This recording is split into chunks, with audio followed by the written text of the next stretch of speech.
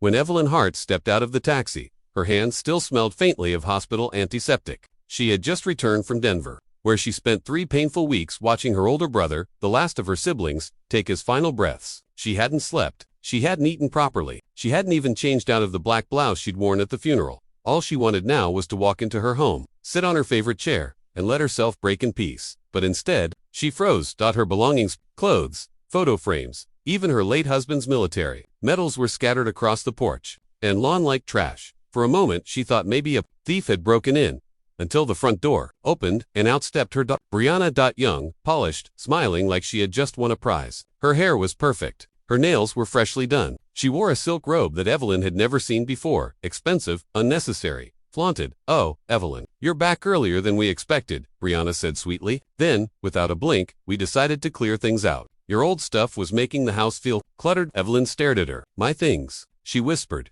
"My history." "Well," Brianna shrugged, "we need more space. This house feels small now that we're planning for our future." "Future," Evelyn repeated. Brianna's smile widened. "I'm pregnant. For months, we're turning your room into the nursery." The words hit Evelyn like ice water. She leaned against the railing to steady herself. "And where am I supposed to stay?" she asked softly. "Oh, that's already taken care of," Brianna chirped, waving for Evelyn to follow. She led her around the side of the house, Evelyn's house, the one she bought after 26 years working as a school janitor, the house she had gifted to her son, Lucas, when he got married. Behind the house, Brianna opened the door of an old storage shed. "There, you can stay here for now. It's temporary. I mean, as long as you don't cause stress. You know how harmful stress is for pregnancy."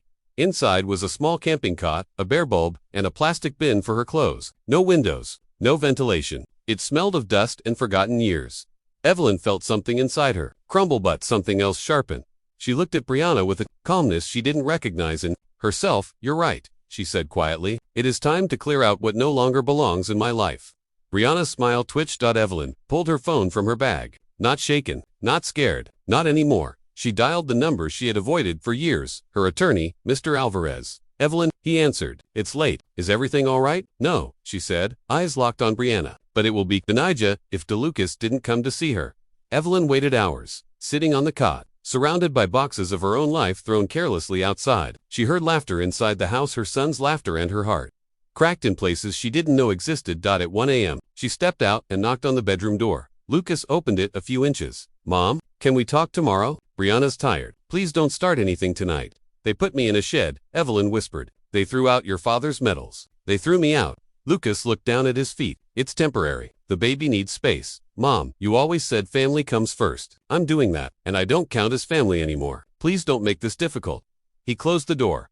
Just like that. Evelyn stood there in the hallway of the home she built, realizing her son wasn't lost. He had left her. A few hours later, as dawn touched the sky, Evelyn's grief hardened into something fierce. She walked to the shed and grabbed a metal lockbox she had hidden years ago. Inside were documents, contracts, receipts, every repair bill, every renovation, and most importantly, the property deed. She whispered to herself, "You should have remembered whose name is written on the foundations of this house." Because the truth hit her like a spark. She had gifted Lucas the house, but he had never filed the transfer papers. He had never completed the legal process. The house was still legally hers. Every room, every wall, every corner, including the baby's future nursery. The next morning, Evelyn sat across from Mr. Alvarez in his office. She placed the deed and the photographs of her belongings thrown on the ground in front of him. He scanned everything, then looked up with a fire in his eyes. "Evelyn, they're in serious trouble. Would you like to proceed?" She inhaled deeply. "Yes," she said, "and I want everything done today." What happened next? Neither Brianna nor Lucas saw coming, because they thought they had thrown away an old woman. But what they had really done was wake up the fire inside her. And now Evelyn Hart was ready to take back her home, her dignity, and her life. This was only the beginning of her revenge. When Evelyn left her lawyer's office that morning, she felt something she hadn't felt in months. Strength, control, purpose. The sun was bright, the wind was cold, and she walked down the sidewalk with a steady, determined step like a woman carved from steel rather than heartbreak. Mr. Alvarez had explained. Everything, the house deed was still in her name. Her daughter-in-law destroying her property was a civil offense. Forcing her into the storage shed could be classified as elder neglect. And the most important part, Evelyn had every legal right to remove them from her home. For the first time in months, she felt the ground beneath her feet. She wasn't powerless. She wasn't alone. And she definitely wasn't done. The papers were ready by Alvarez called. Evelyn, everything is prepared. I've filed the emergency request. You can move today. Today? Evelyn whispered, stunned. Double quotes. Yes. And I strongly suggest you do it before nightfall. People like your daughter, they react badly when they lose control. Evelyn closed her eyes. I'm ready, she said. She wasn't just ready. She was hungry for justice. The return to the HOSE when she reached her driveway. A moving truck was parked in front. Her heart dropped. Two men were carrying out her antique mirror, the one her mother brought back from Italy in the 1960s. Excuse me, Evelyn shouted, rushing forward. Brianna stepped outside holding a smoothie, looking irritated. Oh, don't start, Evelyn. I sold that mirror. It didn't match the new decor. You sold it. Evelyn's voice shook with fury. Relax. It was ugly anyway. This house needs to look modern. This is our home now. For a moment, Evelyn felt winded. Then, she remembered Mr. Alvarez's words. People like her react badly when they lose control. She breathed in slow and steady. No, Evelyn said quietly. This house is not yours. Brianna laughed. Are you confused again? This house belongs to Lucas. He told you that. Evelyn reached into her bag and pulled out a white envelope. This is from my lawyer. Brianna's smile faltered. The mover slowly placed the mirror down. Sensing trouble, Brianna snatched the papers and skimmed the first page. And everything inside her expression shattered. Her face went pale. Her lips parted. Her hand began to tremble. What is this? She whispered. Legal ownership, Evelyn said calmly. Of my home. That's impossible. Lucas said. Lucas never completed the transfer. The property was never legally his. This house, every wall, every room, still belongs to me. Brianna stepped back as if she'd been slapped. You can't do this, she shrieked. I'm pregnant. You can't throw us out. I'm not throwing anyone out, Evelyn said evenly. The court is, and she pointed to the final paper in the envelope. A 72-hour eviction notice, issued by the county, stamped and authorized. And then Lucas Aravi de his car screeched into the driveway. He saw the movers frozen, Brianna crying, and the envelope in her hands. Mom, what did you do? He demanded. I protected myself, she answered, and I protected the home your father and I built with our bare hands. Lucas ran his fingers through his hair. Mom, this is crazy. Why didn't you talk to me first? I tried, she said quietly, last night, but you closed the door in my face. Lucas looked at Brianna, who suddenly wasn't crying anymore, but glaring at Evelyn like a cornered fox. Lucas, Brianna hissed. Don't let her do this. Say something. This is our house. Lucas swallowed, but legally. It's not. The fight drained from his voice. For the first time, he saw the truth. Really saw it, what he had allowed, what he had ignored, what he had become part of, his mother's belongings on the lawn, her living in a shed, the things she loved being sold, his face twisted in shame. Mom, I didn't know she sold your mirror. You didn't know a lot of things, Lucas, Evelyn replied softly. And that's why we're standing here today. Brianna lost it. She lunged forward, pointing a shaking finger at Evelyn. You can't ruin our life over some stupid old memories. Evelyn stepped closer, calm, grounded. I didn't ruin your life, Brianna. You did that yourself. You think you can just take the house back? Brianna snapped. Yes, Evelyn said, and I already have. You heartless old woman. Evelyn's eyes hardened. No. Heartless is throwing someone's memories into the dirt. Heartless is locking a grieving woman out of her own home. Heartless is using people until there's nothing left to take. Brianna's mouth trembled. But where will we go? She demanded. Evelyn answered with the same softness she used when disciplining her students long ago. That is no longer my responsibility. The final BL. Alvarez arrived minutes later with two officers, standard procedure during an eviction to ensure safety. The officers approached Lucas and Brianna. You have 72 hours to vacate. One officer explained. Failure to comply will result in legal action.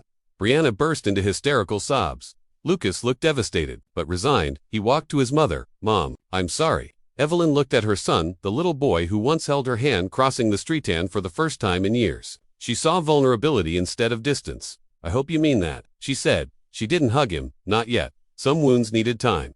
But she didn't turn away from him, either. That night Evelyn stood in the living room, her living room surrounded by silence. The house smelled like new paint and expensive candles, instead of the lavender air freshener she used to love, but it was hers again. She walked to the kitchen, brewed a cup of chamomile tea, and sat by the window as the sun set. Her brother was gone. Her marriage was long over. Her son was lost, but maybe coming back. And she was still standing. She whispered into the quiet, I'm not done yet, because taking her house back was just the beginning. The next step was rebuilding her life on her terms.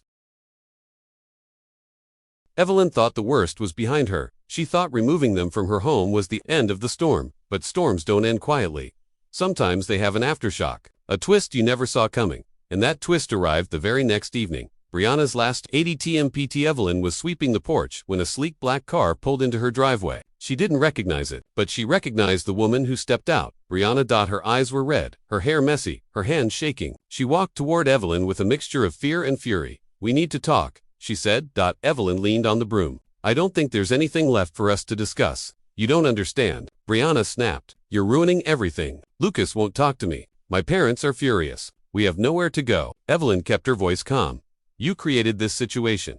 "No," Brianna screamed. "You did? You never saw me as family. You always judged me. You thought I wasn't good enough for him." Evelyn blinked, taken aback. "I hardly knew you," she said softly. "That's exactly the problem." Brianna spat. "You didn't even try. So I took control. I made this house mine. I made Lucas mine. I made our future secure." "At my expense?" Evelyn asked. "At any expense," Brianna shouted. Evelyn stared at her, and finally saw it.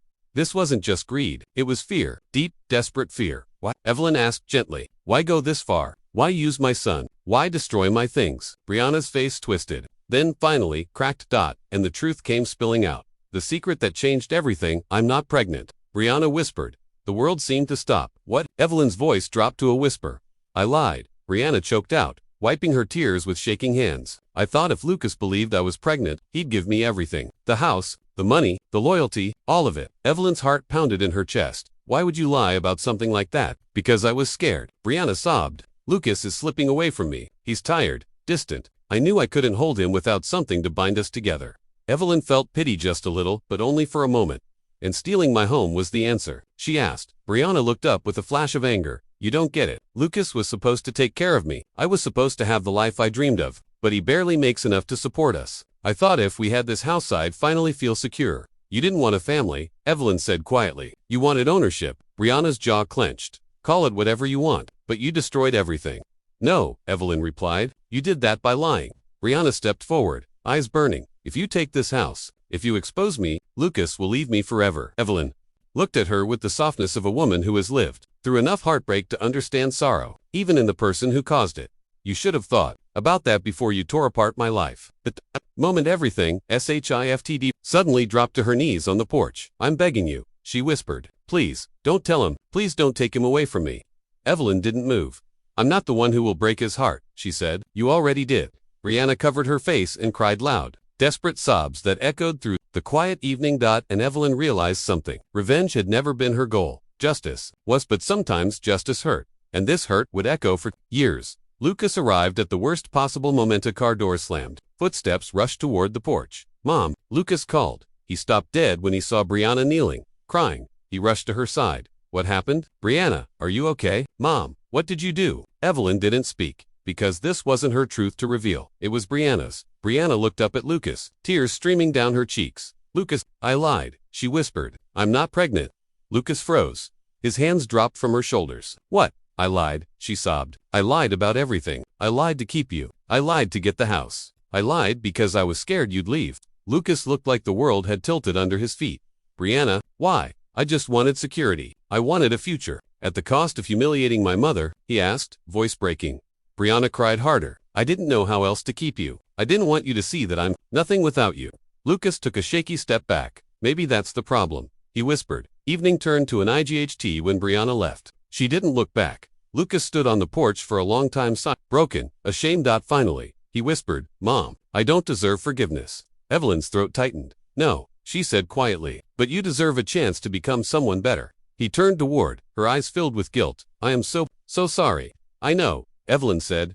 She didn't hug him immediately, but she didn't pull away when he stepped forward and wrapped his arms around her for the first time in a long time. They held on to each other. Later that in IGHT, Lucas slept in the guest room. Evelyn sat in the living room, holding a cup of tea as the moon shone through the window. Her home felt different now, lighter. She had survived betrayal. She had reclaimed her dignity. She had faced lies head, and somehow, she had saved her son from a life of illusions. She closed her eyes. Her brother was gone. Her marriage was gone. Her old life was gone. But she wasn't rebuilding what she lost. She was beginning again. And beginning again is sometimes the strongest revenge of all. A week passed. The house was quiet, almost too quiet. Evelyn moved through the rooms slowly, restoring what had been broken, dusting what had been ignored, healing what had been wounded.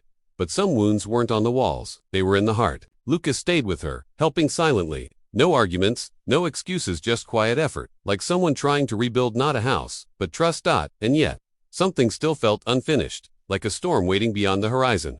The unexpected disco afternoon, while cleaning the master bedroom, Evelyn noticed the false wooden panel near the old wardrobe. A panel she had never seen before. Curious, she pressed her fingers against it. It shifted, then fell open, revealing a narrow hidden cavity. Inside was a small box, dusty, old, untouched for decades. Evelyn's heartbeat quickened. She carried the box to the bed and opened it. Inside were asterisk letters from her late father, a photograph of her parents standing in front of the house, a small envelope with her name written in her father's handwriting, asterisk.